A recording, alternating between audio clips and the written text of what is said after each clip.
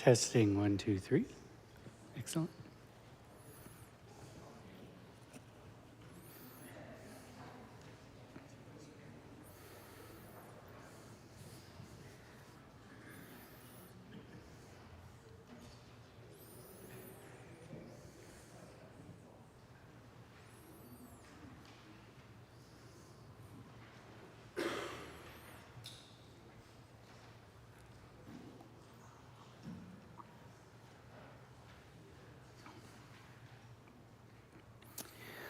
All right, does everyone have a handout? Excellent. Thank you all for coming today. My name is Marcus Casey. I'm one of the meditation instructors here at Columbus KTC.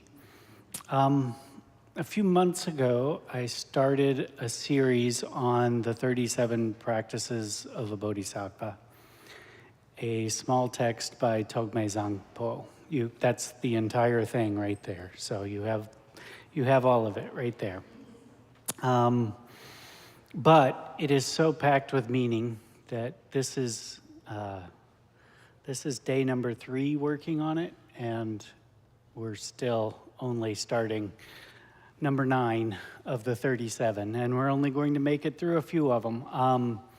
There's so much richness in this text, and I really enjoy unpacking everything that it has to offer. It is very succinct and small, but it is a very practical guide for the path. I got to thinking that, I've been on the Buddhist path for 18 years, I think it is now. And Lama Kathy has often said that whatever your neuroticisms are that you come to the Dharma with, you'll bring those same neuroticisms to your practice of the Dharma. And at first, I just wanted to learn all the practices. If I heard about a practice that was considered an advanced practice or a deep practice or something, I had to kind of add that to my collection, It was kind of that over-ambitiousness that I brought to things outside the Dharma, I brought to things inside the Dharma too. The same neuroticisms. I needed to achieve the practice. I felt like I would be a better Buddhist if I could do this next practice and this next practice. It really took a long time to understand that the returning and returning and returning to the basics and working on practicing with a more pure intention and less selfishness, that's really where it's at. And you don't judge your practice in how quickly you can achieve a certain number of repetitions or in how advanced the practice is. The question is, how is your compassion? How much are you loosening your grip on your ego clinging, on your ego? Is your anger lessening? These are the questions you should ask when you evaluate your practice, and not on a day-by-day basis. It doesn't happen like that, but months and years going along, that's how you should evaluate your practice. And so, returning to texts like this that have guided so many for so long is the way we keep training our minds again and again in what we need to do. I really wish that you could be taught to have compassion for all beings and boom, level achieved, right? Then you go on to the next thing. It's not like that. We have to keep training and training. Before we go any further, with following our tradition, let's chant together the 4-line refuge prayer. It's in Tibetan. If you don't know it, listen and make the aspiration to awaken and help others to awaken. And actually, we'll do it in English once and then in Tibetan twice. when we chant this, we are repeating our commitment to take refuge in the Buddha, the Dharma, and the Sangha, which is the goal, what we are aspiring to, the path itself, and our guides and companions on the path. So let's do it in English once and then in Tibetan twice. In the Buddha, the Dharma, and the assembly most excellent, I take refuge until I reach enlightenment. By the merit of generosity and other good deeds, may I achieve enlightenment for the sake of all beings. Sanje chidang tsoki chognam la, jangchu bardu dagni kyapsuchi, dagi jinsoki peso namgi, drola penchir sangje druparsho.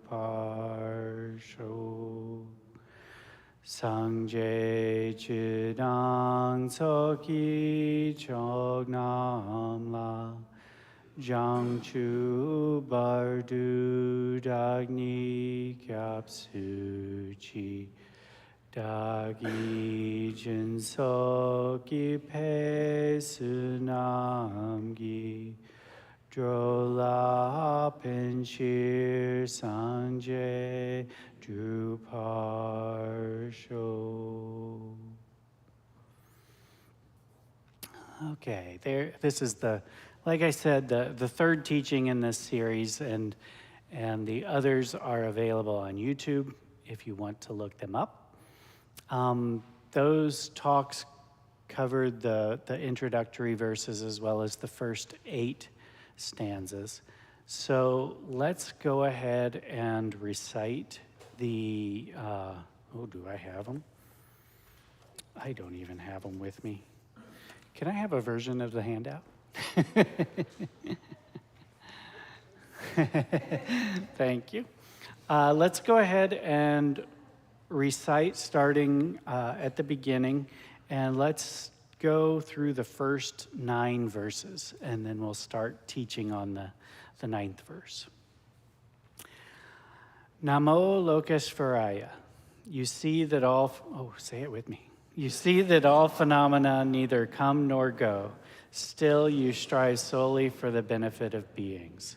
Supreme Guru and Protector Chenrezig, to you I continually bow with body, speech, and mind. The perfect Buddhas, sources of benefit and happiness, arise from practicing the genuine Dharma. Since that in turn depends on knowing how to practice, the practices of a Bodhisattva shall be explained. Now that you have obtained the precious human body, the great boat so difficult to find, in order to free yourself and others from the ocean of samsara, to listen, reflect, and meditate with diligence day and night is the practice of a Bodhisattva. Passion towards friends churns like water. Hatred towards enemies burns like fire. Through dark ignorance, one forgets what to adopt and what to reject. To abandon one's homeland is the practice of a Bodhisattva. Giving up negative places, mental afflictions gradually decrease. With no distractions, virtuous activities naturally increase. When mind becomes clear, certainty in the Dharma is born. To rely on solitude is the practice of a Bodhisattva. Old friends and relatives will separate. Possessions gained with exertion will be left behind. Consciousness, the guest, will leave the guest house of the body. To let go of this life is the practice of a Bodhisattva. When friendship with someone causes the 3 poisons to increase, degrades the activities of listening, reflecting, and meditating, and destroys loving kindness and compassion, to give up such a friendship is the practice of a Bodhisattva. When in reliance on someone your defects wane and your positive qualities grow like the waxing moon, to cherish such a spiritual friend more than your own body is the practice of a Bodhisattva. themselves captives in the prison of samsara, whom can the worldly gods protect? Therefore, to seek refuge in those who do not deceive, the three jewels, is the practice of a bodhisattva. The suffering of the lower realms, so difficult to bear, is the fruit of wrong deeds, so the Buddha taught. Therefore, even at the cost of your life, never to commit negative actions is the practice of a bodhisattva. Like dew on a blade of grass, happiness in the three realms evaporates in a single instant. To strive for the supreme state of liberation that never changes is the practice of a bodhisattva. Okay.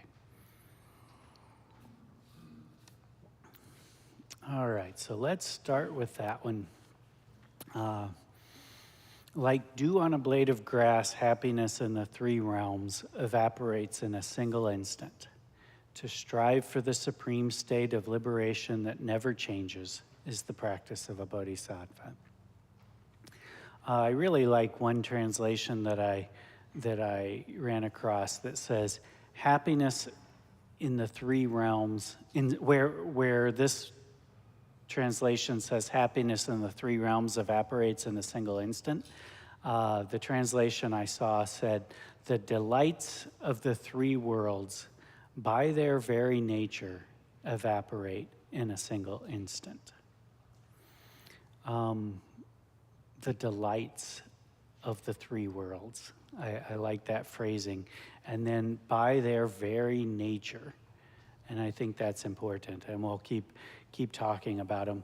One question I know people ask a lot is, what are the three realms? What are the three worlds? And what I read, we won't spend a lot of time on this. I'm not sure I know a lot about it, but there is what is called the desire realm, which is our world. This is what we recognize where all beings are subject to sensual desire, feelings, emotions, things like that. And then there are two higher realms known as the form realm and the formless realm for beings who have attained high states due to profound meditation. And I don't know a lot about those, but the point here is that anything that delights us, anything that we call happiness, evaporates in a single instant because that is its very nature.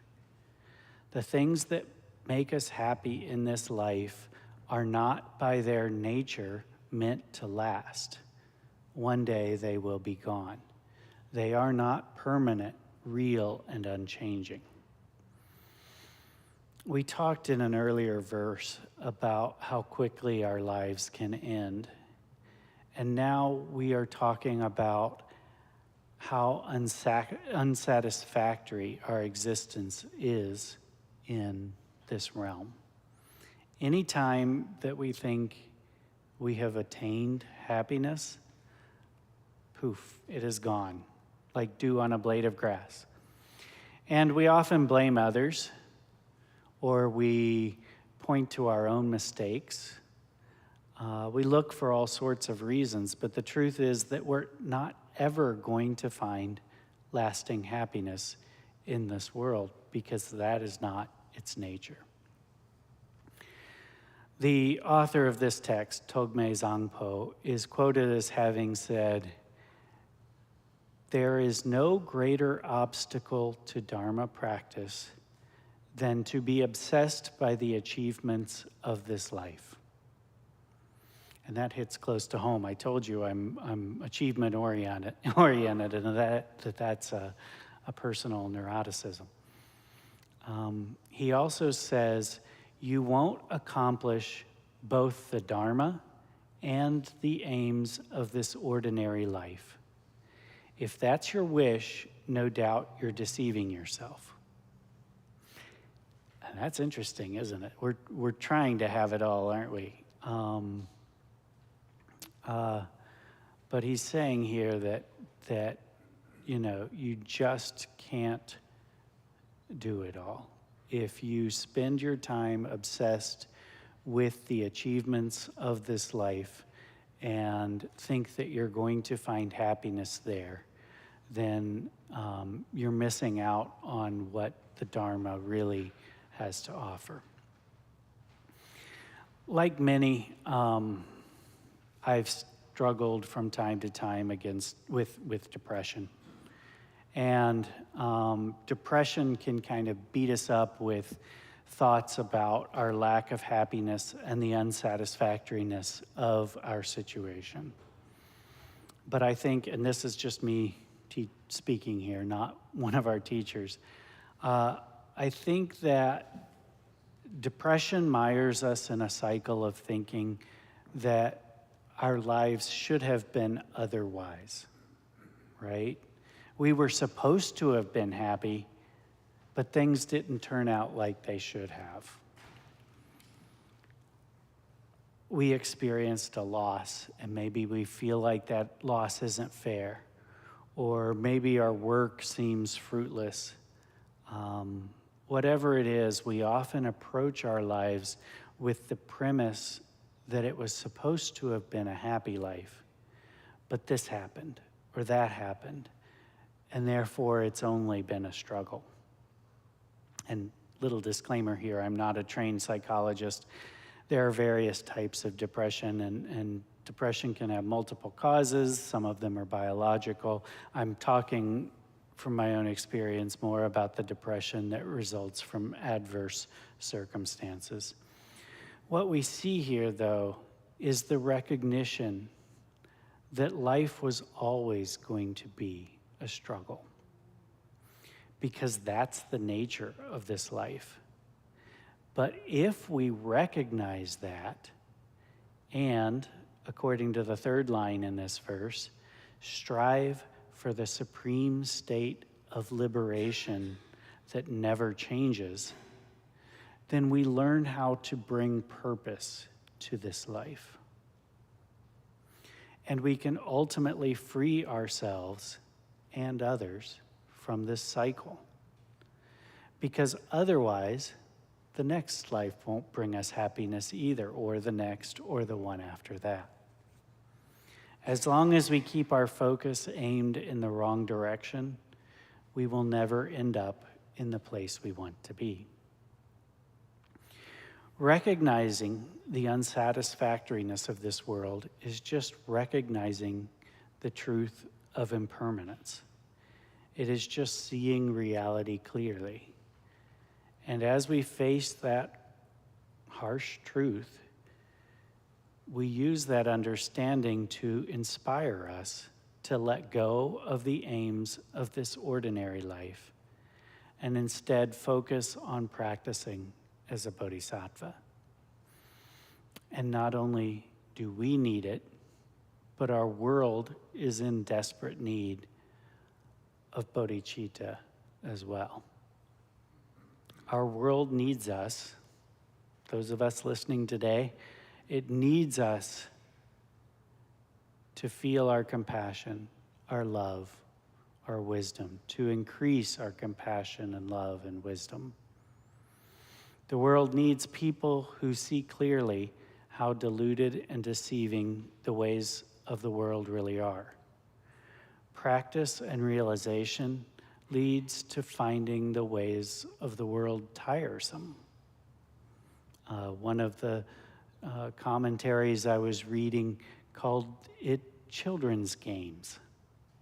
We kind of get a perspective that sees the running after happiness from the things of this world as similar to watching children play. You get that perspective where you realize that the two are no different. The world needs people who have realized the utter foolishness of spending our lives running after attachments and scheming to subdue our enemies.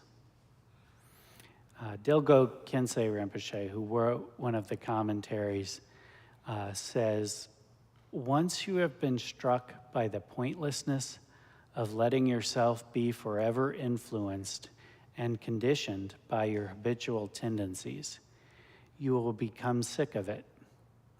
Once you know that it is sheer delusion to be preoccupied by the thoughts of the future and to lose your mindfulness and vigilance in the present moment, you will become weary of it.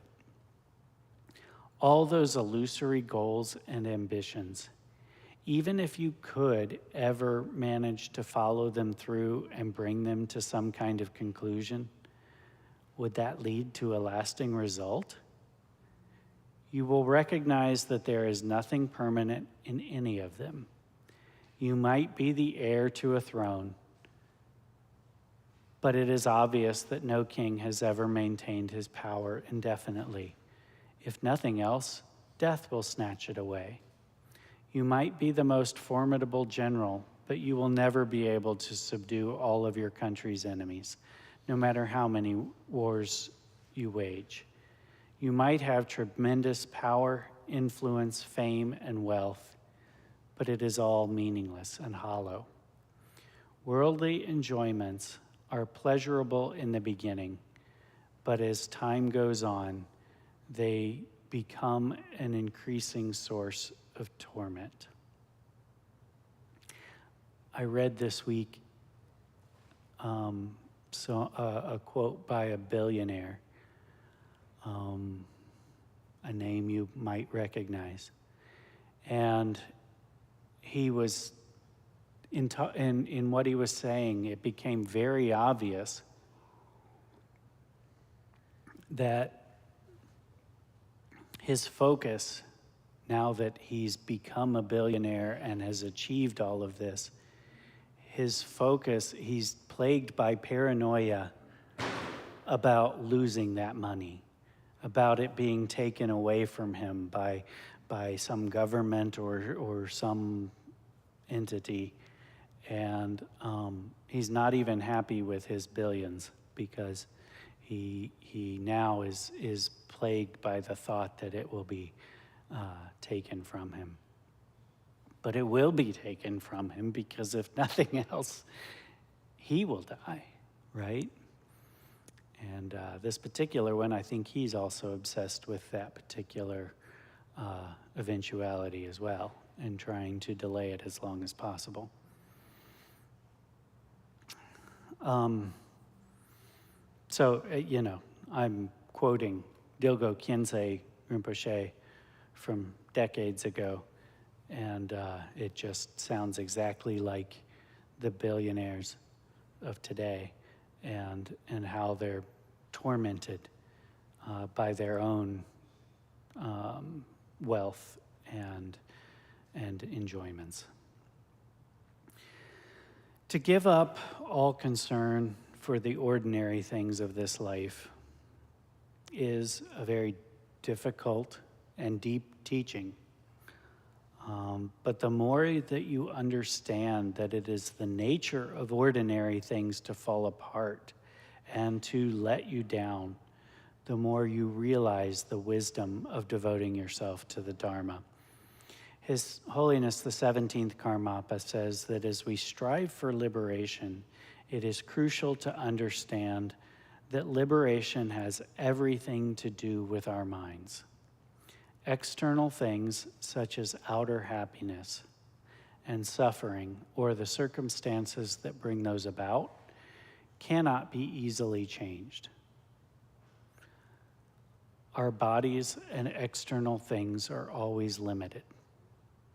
I just am reminded by the verse in Shantideva and the popular saying in the Tibetan culture that,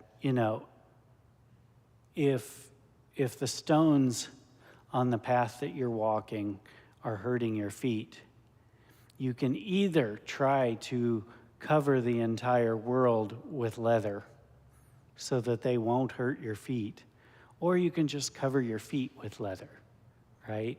And that's getting at what His Holiness Karmapa is talking about. It's very difficult to address all of the circumstances in this world that make us suffer and that make us unhappy and that we don't like.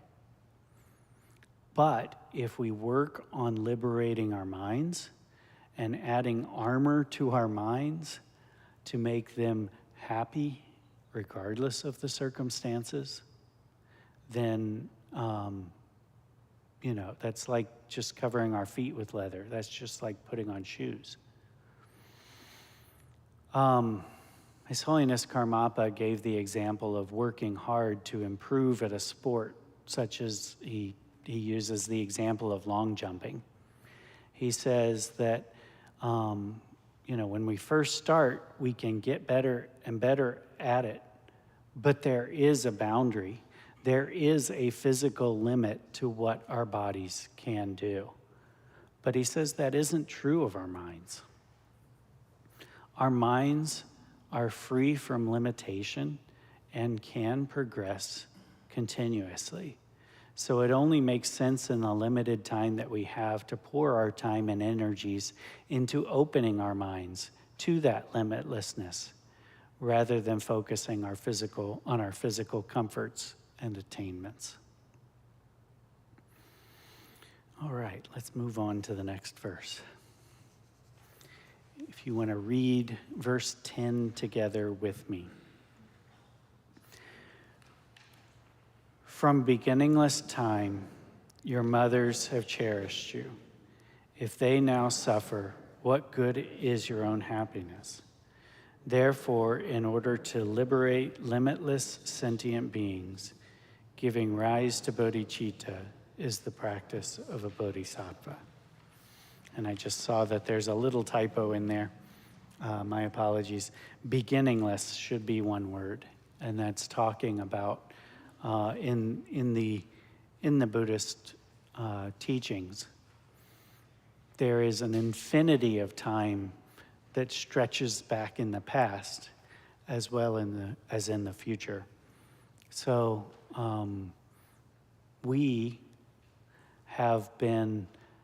our minds have been experiencing this suffering and have been going around and around through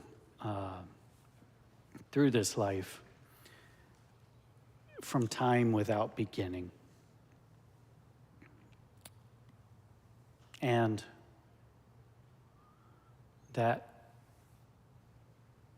in that time, we have all been interacting with each other in various relationships throughout. And therefore, Tibetans say that has happened so many infinite times that every being that you've ever come in contact with or that you see, including the animals, etc., every being has at one time been your parent, been your mother. And that's what it means by from beginningless time, your mothers have cherished you. So let's do a small exercise. Get comfortable. And just start to breathe gently and naturally and relax your bodies.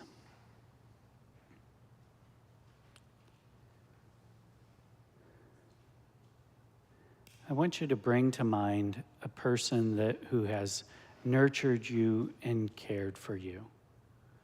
For many, it will be a parent, but for some, that may be difficult for you.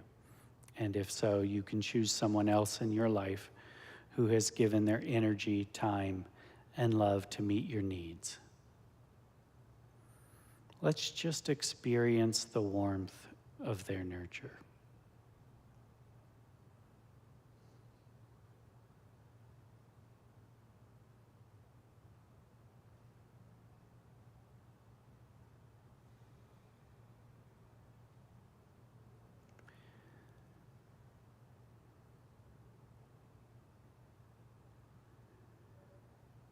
Now I want you to change the image. I want you to think of someone who is the most difficult person in your life right now.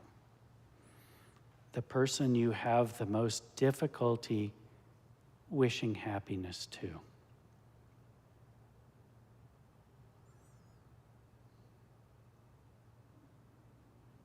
Let's do a quick check of our bodies. As that image changed in your mind, as you switched the channel, what did you feel? Can you feel a change in your muscles or in your abdomen? Let's just do a quick check. I know this can be challenging.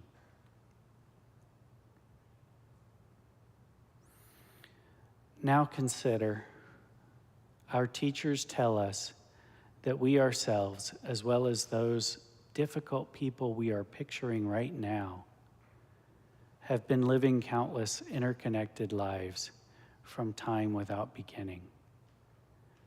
The person you are picturing right now was, in the past, once the person who cared most for you and nurtured you.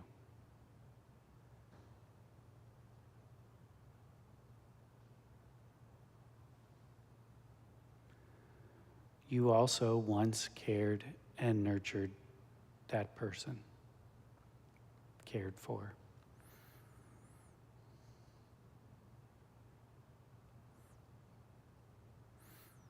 Okay. Sorry for that little jolt.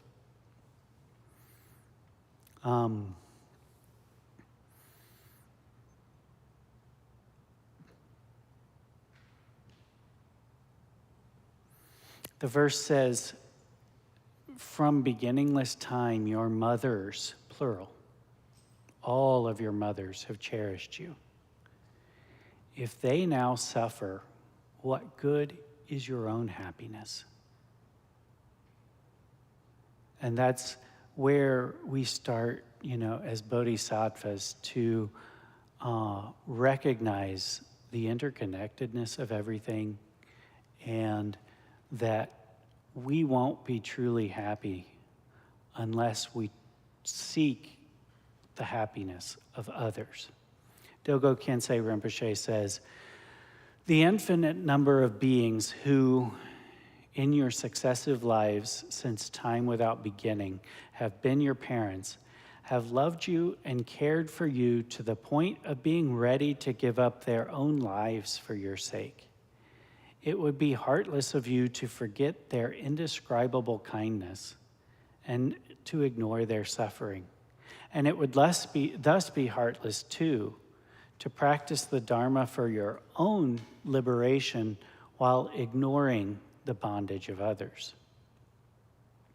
Are you really going to abandon all these beings immersed in so much suffering?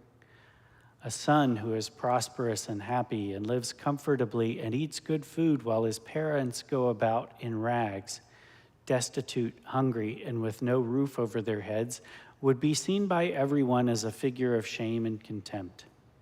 But is that any different from failing to care for all beings of the 6 realms who have all been your loving parents at one time or another?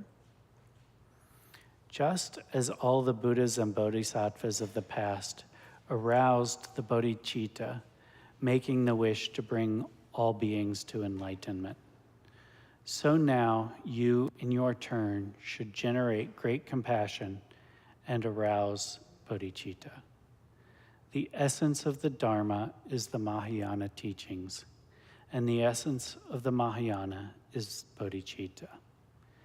Once bodhicitta takes birth in your being, you are a true child of the Buddhas, and the Buddhas will always look on you with great happiness.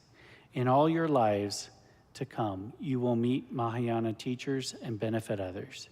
Your activity will join the ocean-like activity of all the bodhisattvas who are full of compassion and appear in infinite forms, even as birds and animals, to benefit beings in infinite ways.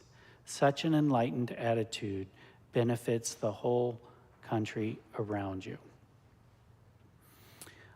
A bodhisattva benefits all beings equally without discriminating between enemies and friends. Giving food and clothes and the like to others can benefit them temporarily and give them limited relief, and we should do that. But if you can establish all beings in the Dharma, you will help them in a way that is both immediately beneficial and beneficial for their future lives. Practicing the Dharma enables them to free themselves from samsara and achieve enlightenment. So it is the way to truly repay your parents' kindness. Any other way is not enough. And I want you to look at that. A bodhisattva benefits all beings equally without discriminating between enemies and friends. That is an incredibly important part of this. And it's also very difficult. But I want you to also realize that anytime you talk to a teacher, like teachers we've had here in Columbus KTC, very accomplished teachers who have practiced that type of compassion and really achieved that universal compassion. We get to be the recipients of that non-discriminatory compassion and love. They don't look at us for what we've done good and what we've done bad. They are loving us just for being. They see the potential in us.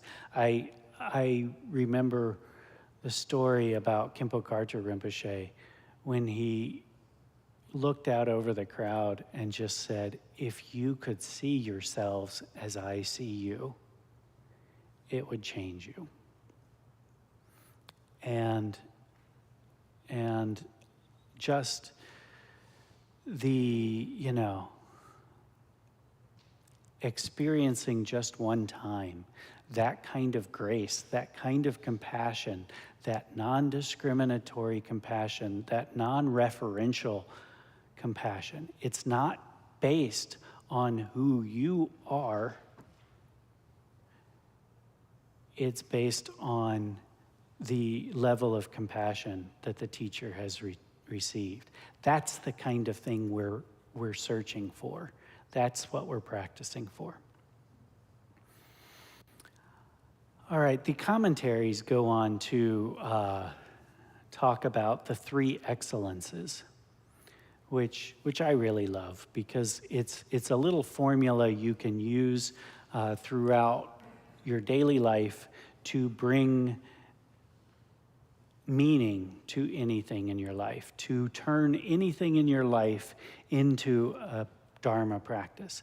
The three excellences are excellent at the beginning, excellent in the middle, and excellent in the end. So in the beginning, excellent at the beginning is about setting our intention. The purpose of this teaching is to benefit all beings. And so in the beginning, we try to free ourselves of attachment and pride, and we set our intention. And this can be for anything. My commute to work in the morning. I can pause before I do it and say, I am going to commute to work. I'm going to work today in order to benefit those that work with me and all other beings. And then while we're at work, we try to free ourselves from attachment and pride throughout the day while we're driving all that time. And then at the end, we dedicate any benefit, anything, just even our trying, we dedicate that goodness to all beings. So we start by setting our intention. In the middle, we try to free ourselves from our ego and act for the benefit of others. And then we dedicate the goodness that all may wake up. And this small ritual can become, a daily thing that we do, or multiple times a day at the beginning of any activity, a big activity or a small activity. So we can practice bringing the attitude of a bodhisattva to our daily lives and our daily activities.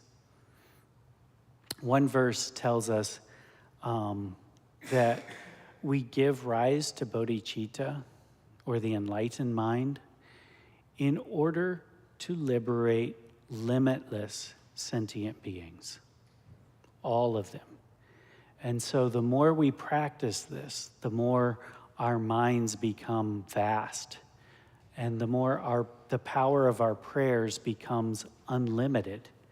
If your mind is narrow and rigid, then your accumulation of merit and the purification of your obscurations will also be limited. If you become aware that you have succeeded to some extent in blending your mind with the Dharma, then dedicate that merit to all beings and aspire to do so more and more.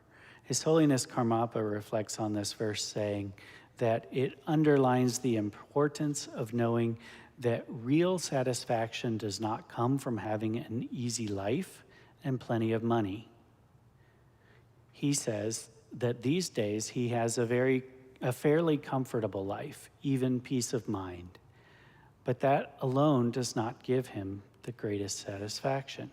He says, real satisfaction comes when I can do something that really helps someone else without any hope of getting something in return. And I got to thinking about Karmapa's words in the context of our current lives and situation.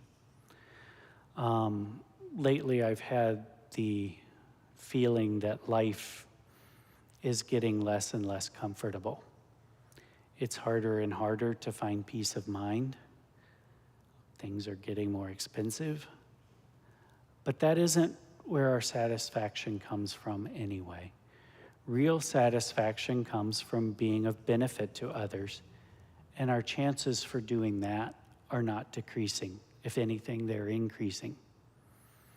So we can use our outer upheaval to train our minds more and more in compassion. All right, let's turn the page and go to verse number 11. And I will try to hurry because I'd like to get through this one. Together, all suffering comes from yearning for your own happiness. The perfect Buddhas are born from the intention to benefit others. Therefore, to truly exchange your own happiness for the suffering of others is the practice of a bodhisattva.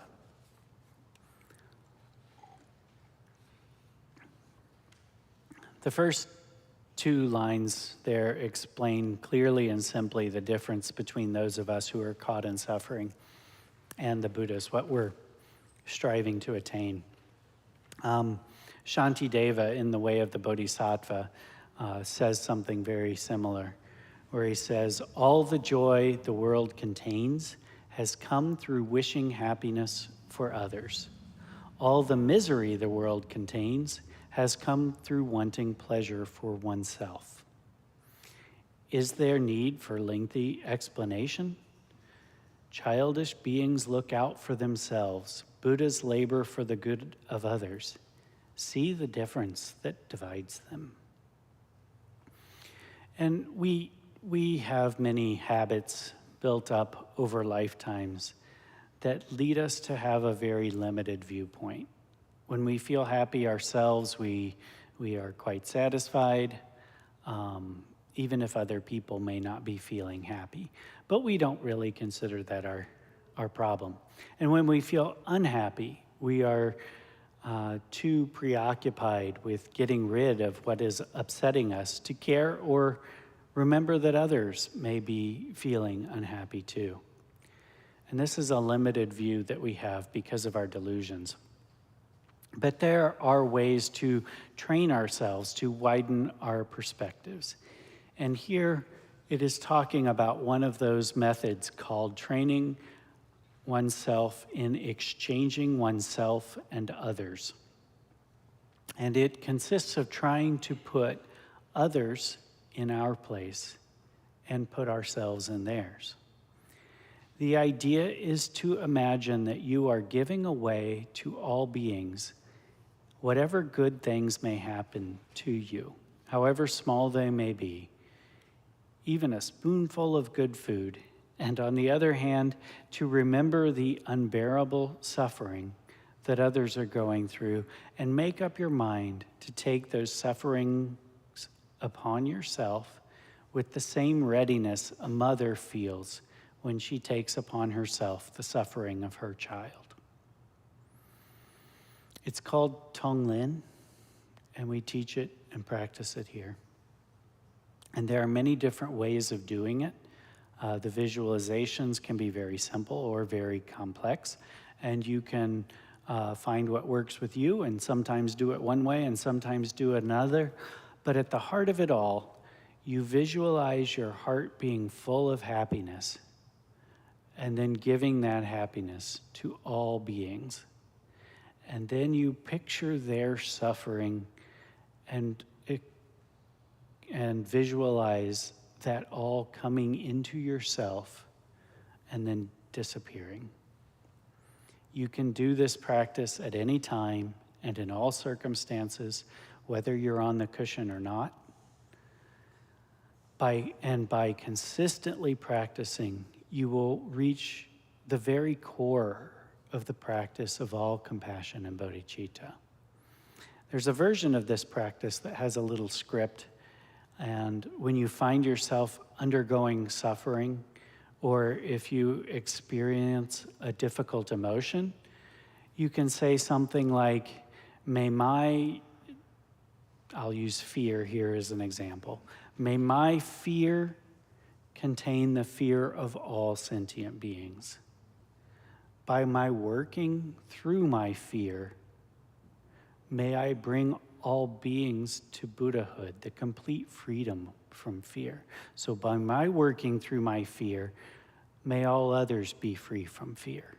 And may they come to Buddhahood, the complete freedom from fear. And you can do that regardless of the emotion you're experiencing or the difficult circumstance that you're going through. The way of the Bodhisattva, in it, Shantideva says, may I be a guard for those who are protectorless, a guide for those who journey on the road. For those who wish to cross the water, may I be a boat, a raft, a bridge. May I be an isle for those who yearn for land, a lamp for those who long for light, for all who need a resting place, a bed. For those who need a servant, may I be their slave. May I be the wishing jewel, the vase of wealth, a word of power and a supreme healing. May I be the tree of miracles, for every being the abundant cow. Just like the earth and space itself and all other mighty elements, for boundless multitudes of beings, may I always be the ground of life, the source of varied sustenance. Thus, for everything that lives, as far as the limits of the sky, may I be constantly their source of livelihood until they pass beyond all sorrow. Dilgo Khyentse Rinpoche emphasizes just how important this practice is. He says, some people may have the idea that these teachings on compassion and exchanging self and others are part of the gradual path teachings of the sutras and are not nearly as effective or as advanced as the direct path teachings of Dzogchen or Mahamudra. And he says that is a complete misunderstanding. Only if you have developed the love and compassion of relative bodhicitta can absolute bodhicitta, the very essence of Dzogchen and Mahamudra, ever take birth in your beings. I know we are only on verse 11, but this practice just sits at the heart of training in bodhicitta. Mingyur Rinpoche says, that when he began to practice on compassion, he found that his sense of isolation began to diminish, while at the same time, his personal sense of empowerment began to grow. He says, where once I saw only problems, I started to see solutions. Where once I viewed my own happiness as more important than the happiness of others, I began to see the well-being of others as the foundation of my own peace of mind. I'm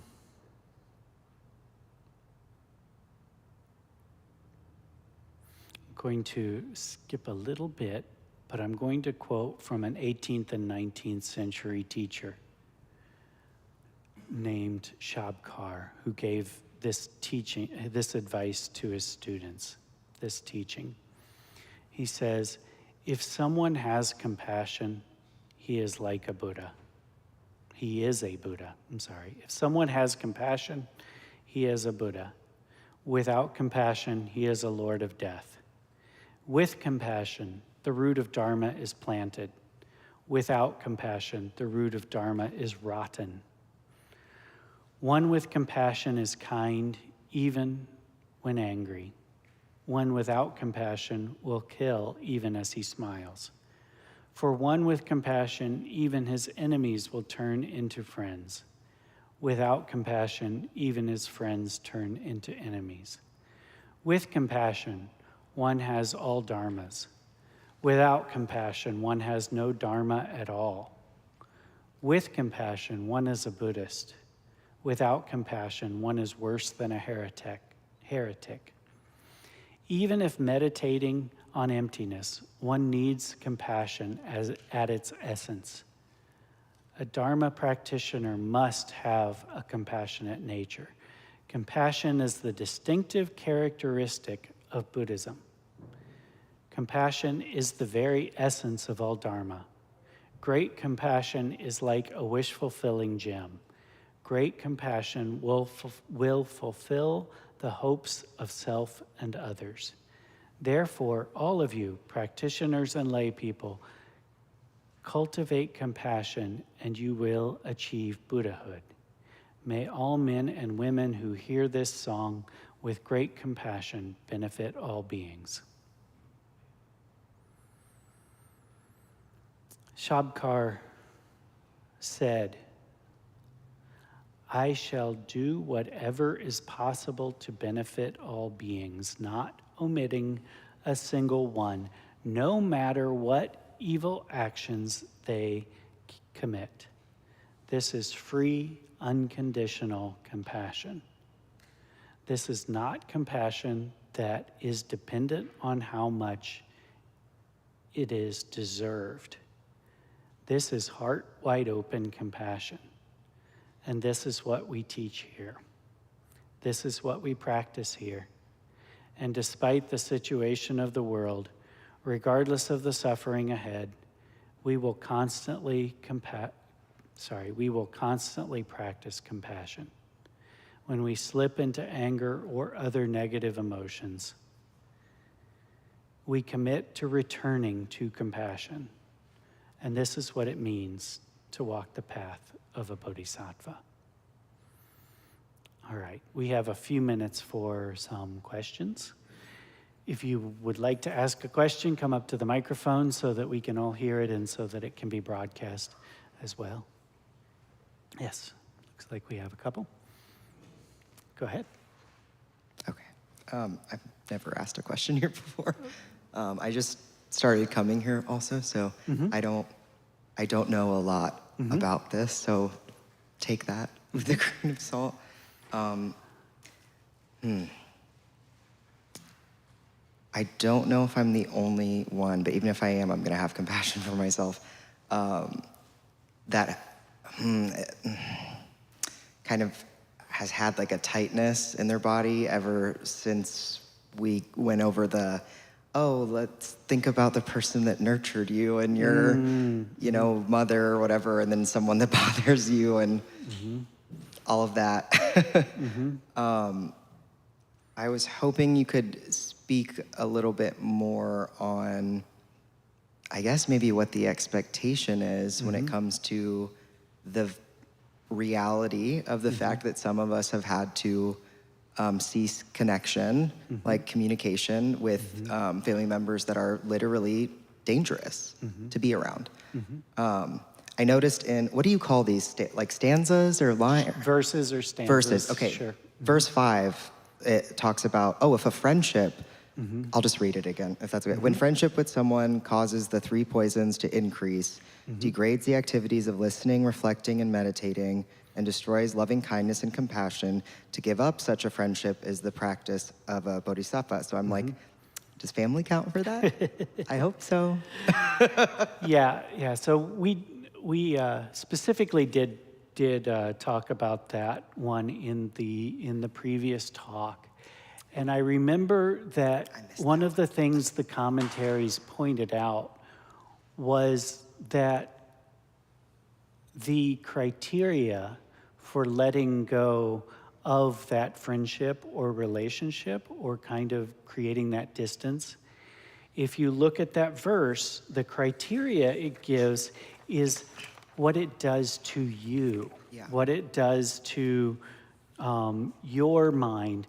If you find yourself having more trouble with anger and attachment and hatred and things like that, and it hurts your practice, your compassion, your ability to increase your compassion. So it's not saying, first of all, that it depends on their behavior so much as it depends on your response. If you're struggling with your response when in relationship with someone, that's a good indication that you need distance. I would also say that Dharma practice depends on many conditions. In a situation in which you do not feel safe, it's very difficult to practice, right? In a situation where you don't feel safe, your first priority would be to get safe. And there are multiple, verse 3, giving up negative places, mental afflictions gradually decrease. There's a lot of conditions that go into Dharma practice. And in order to dedicate yourself to generating compassion, we do sometimes need to get away from toxic environments. And that's very much recognized here. Now, you asked, what is the expectation? The tension in your body, what is the expectation? The expectation, first of all, is that you start where you are. You start with your minds where they are. You can't start anywhere else, right? And sometimes you have people for whom it is very, very difficult to generate compassion. Lama Kathy talks about asking her teacher about this same thing, and saying, I'm really struggling, and I can practice exchanging self and others. I can do that practice with some people, but there's one person I cannot. And he advised her. He said, okay, every day, visualize yourself going up to that person and just giving them a gift. That's it. Just give them something. And over time, some of that tension released. Does that mean that you should put yourself back in a situation of relationship with that person? Not necessarily. Okay.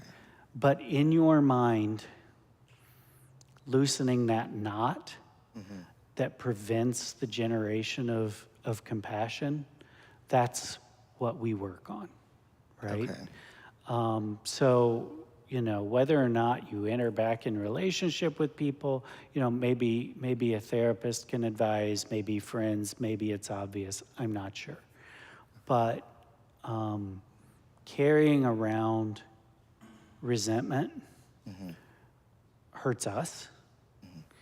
And learning to turn that into compassion and loosen those knots in our own hearts and developing compassion universally, that's what we need to work on.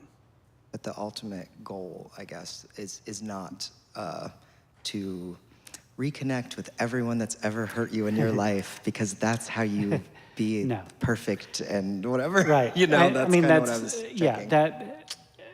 That would depend on the other person and their behavior too, and we can't control that. In some ways, that's a circumstantial thing. All we can control is our own minds, and so we work on our own minds. Yeah. Okay. That's the goal. Then I think as an outgrowth of that goal, if you ever found that person in need, if you have learned enough to practice compassion for them, you would find yourself wanting to help them if you find them in need, versus wanting to, out of resentment, say, ha, you deserved that, you got what's coming to you, FAFO kind of thing, right? So I think there may be that, but it doesn't necessarily mean that you have to reconnect. It means that if that you learn to develop more softness toward them, even if it's the intelligent thing, the wise thing to keep distance. Okay, thank you. I think it felt difficult to understand the expectation, because when you turn the page, and I'm trying to not read it this way, okay? So please correct me if I'm wrong. But the second page reads a lot like encouragement of martyrdom, and like encouraging you to disrespect your body and yourself and your safety at the hands of others. And I just really don't like that. And I was hoping you'd maybe touch on that too. Yeah. And we will talk about this. Again, we practice where we are. And so part of it is saying, I am where I am. I can't do that, right? I can't sacrifice for this or this or this. And that's fine. I will say that, not to minimize what this is teaching, I will say that some of our teachers reach a level of compassion, and there are so many stories about the teachers who reach a level of compassion that is very sacrificial. But not in a foolish way, not just ridiculously throwing away their lives for nothing, right? It springs from love from within. It's not I'm told I should give my life for this. It's more of a love that is unbearable to see someone else suffering, and therefore a desire out of that unbearable compassion to help. And some of this, I think, is in kind of shocking language too, right? Yeah. If someone cuts off your head, there's a lot of shocking language, but a lot of this too just gets at the fact that our habits are to react one way, and we're working to try to react another. So what's your habit if someone cuts off your head or steals all your wealth or slanders you, or reveals your hidden faults? What are your natural reactions to those? And let's examine ourselves, look at what those habits are, look at our attachments we have to ourselves, and therefore our obsession we have with protecting our own egos and ourselves. And let's start loosening that grasping, because we're never going to be happy until we do. We loosen our grasping on our wealth and on our bodies and on our reputations and things like that. And we instead learn to focus on helping others. And yeah. So to like take this literally, these shocking statements to take that literally would be like advanced stuff. Down the line, Okay. Right. Right now, Thank you. you take it how you need it in order to kind of start to loosen. We all come in with really caring about our reputations or the things that we have. We've got a lot of grasping, and it takes a while to truly release grasping, and we're all still working on it. I've said many times I do the talks that I do because it's what I need to hear, and my preparation then helps to habituate myself. And so, I get upset when someone hits too close to home in calling out one of my faults, whether it be someone at work that I only know a little bit, or, my wife, right? There's an instant reaction there because I'm grasping on that ego, and grasping to that ego will always lead to suffering. And so you start to read things like this, and you keep returning to them and start to try to open up that grasping, so that, it just doesn't become all about me anymore, which leads me to misery because I can't control circumstances. Things will people will do bad things to me. Bad things will happen. And the more I'm grasping after that to be something other than it is, the more I'm going to suffer. Yeah. And the more I can just let that be and continue to practice compassion, the more that will become, as Mingyur Rinpoche said, the foundation of my own happiness. Other people's happiness allows me to, or seeking after other people's happiness is what forms the foundation of me having lasting happiness as well. And that's it's counterintuitive and it is difficult, but it doesn't mean you need to go out and start looking for ways to sacrifice your life. I think, thank you for speaking on this. I think I realized that it is important to keep in mind as I'm like listening to these teachings, because again, new, that this is, a lot of this was written, by men a long time ago. So when I'm reading this, thinking about marginalized people, I'm like, no, don't teach them to sacrifice and harm themselves even more. Are you kidding me? But if it's, men that didn't have to worry about that at that time, well, of course, yeah. I'm like, yeah, you should look at being less selfish, totally.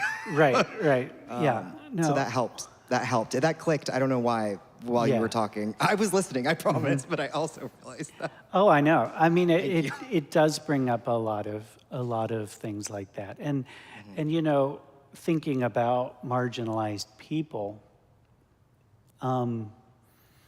it's difficult, it's not wisdom to say Yeah. they should just let themselves be walked on, Yeah. right? That's not wisdom, because that doesn't help any marginalized Yes. people. It doesn't help future Exactly. marginalized people. That's not to the benefit of Right. all It's people. it's not to their benefit. And so we're working with skill here in how we express compassion. As a matter of fact, in Tibetan translations, in Buddhist teachings, a euphemism for compassion is skillful means. Skillful what? Means, M-E-A-N-S. Oh, okay. So skillful activity is the euphemism or the phrase we often use for compassion. It means skillfully acting on, to benefit beings, skillfully doing things, but skillfully, that's part of it. And it says the more you advance, the more skillful you can become in that as well. Oh, yeah. Okay. So So- compassion as a skill. Yeah. Okay, thank you. I've taken up way too much time. Thank you to All right. whoever is across from me with your patience. I'm so sorry. Thank you. All right. Yes, sir. Thank you. Yeah. Hi. Is that on? Oh, Yeah, it's on. It's on. Sorry. all right. Kind of silly question. So number 9 was about giving up the pursuit of happiness, as in, like, trying to get rich or trying to conquer your enemies and bad stuff like that. So that's not gonna last. But and then the other text, number 11, said about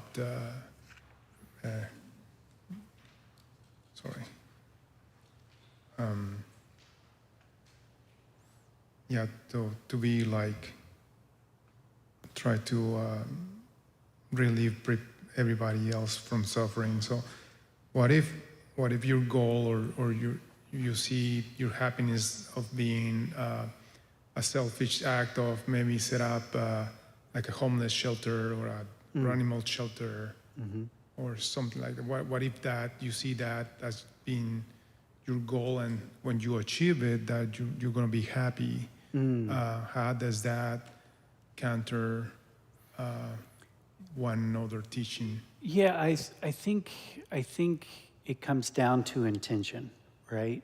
If you are trying to, set up the homeless shelter, like you said, if that's your if your intention behind that is your own happiness, or maybe, if I set up this homeless shelter, that will improve my reputation. People will think I'm a great person, things like that, right? If you're doing it out of a selfish motive, then, the benefits to you are what they are. They will be limited. But if you are doing it in order to really help the people that you are trying to serve, then I think there's great benefit. Is that going to make you feel happy? Yes, I think that's kind of what we're saying. As we develop compassion, then we learn to appreciate benefit as it happens to others. As a matter of fact, that's one method for increasing our compassion and for reducing our grasping for our ego, is to rejoice in benefit that happens to others. Not just to limit yourself to being glad about benefit that happens to yourself, but to recognize benefit when it happens to anyone, and to, arouse those feelings of happiness because that person had a major, transformation, or that person found what they needed, or that person succeeded. And, you know, there's just no limit of seeing when benefit happens and rejoicing in that and experiencing that. So I don't think there's any kind of conflict behind that. And also what I can say is that often life has the meaning that we bring to it, right? Life, if we bring purpose to our activities, that's what gives them purpose. So maybe you aren't in a situation where you can set up a homeless shelter. Instead, maybe your job is an accountant for an insurance company, you know, whatever it is. We can try to bring, you know, we can work day after day to say, I'm going to do my best when I'm at work in order to bring benefit to all beings. I'm going to do that with the intention of benefiting others, even though it's not, you know, something as directly beneficial, you know, as direct and obvious as setting up a homeless shelter. I think, you know, that bringing that same intention brings that same purpose. And so I really think, you know, that's all about, it's all about intention. Are you doing it for your own selfish desires, or are you doing it in order to be of benefit? Does that make sense? Yeah, totally. Thank you. And just quick, funny comment. My wife and I, that she's sitting over there, we actually do work in an insurance company. But I'm not an accountant, but she is. Didn't mean to nail that. Thank you. Thank you. All right. I do actually, since we're doing this, and since this particular text itself has a dedication of merit built into it, let's go to the very last verse on the back page there, and those last 4 lines. Let's say those together as our dedication of merit. By virtue of the merit gathered here, by the power of relative and ultimate bodhicitta, may all sentient beings become like the protector Chenrezig, who dwells neither in the extreme of existence nor in that of peace. Thank you all. Thank you all for coming.